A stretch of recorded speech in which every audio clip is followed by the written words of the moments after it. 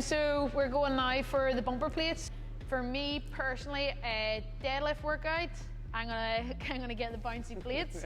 If I'm using like the snatch workout for quarterfinals, where you just need to drop and go for singles, I use the competition plates.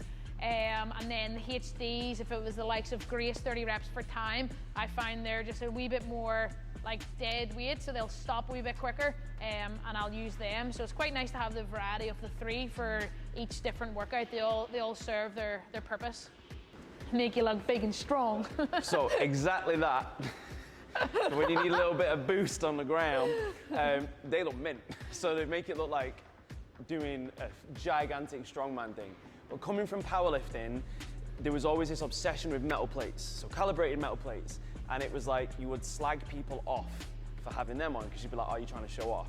But it's not until you actually get your hands on them you see like benefits. So saying in terms of like from a safety aspect as well, like having that drop is really, really good. For some weird reason, I just feel confident throwing them around. There's less likely that I'm gonna drop it on my toe, I'm gonna do something else. It does get difficult when you're starting to go a bit heavier. So like for back squats and stuff, there's only so many you're gonna get on there, which is there where the HDs are absolutely perfect.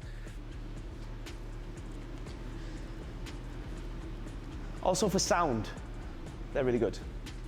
Don't get so many complaints from the office next to our gym. So for me, like the HDs are just awesome. So from a price point, like as a gym owner, being able to have something that looks really, really premium, also is like just takes the dead weight out. They're not dangerous for people, but really good, thick, lasting quality. Like we had these outdoors for weeks and weeks and weeks, and we let people take them home as well, obviously like during COVID, and people have used them outdoors and they've come back super intact. There's nothing that's chipped off them, there's nothing that's broke. So they've been absolutely amazing for that.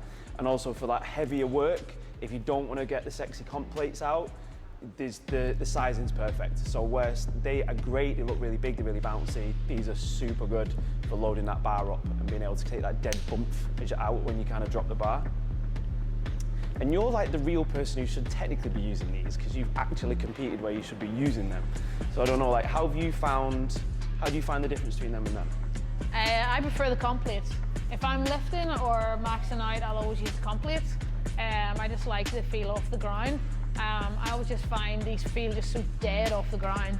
No, they do. I don't know what it is, but for the snatch workout, I use obviously the comp 20s, and I much preferred the pull off the floor. Oh, I did. I think like, so the old powerlifter in me likes the red 20-25. It's like just visually seeing the reds on, I don't know, it like gives me this feeling of, okay, got some heavy stuff on this bar.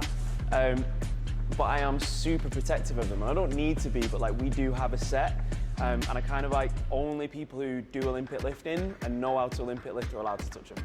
So it's probably a bit mean, but like that's only how it is. But yeah, 100% how you feel like with that dead weight is kind of strange. So if I'm doing a really heavy deadlift, these are actually quite good because I want to get a whip on the bar. So like I want to get as much tension in the bar before I pull.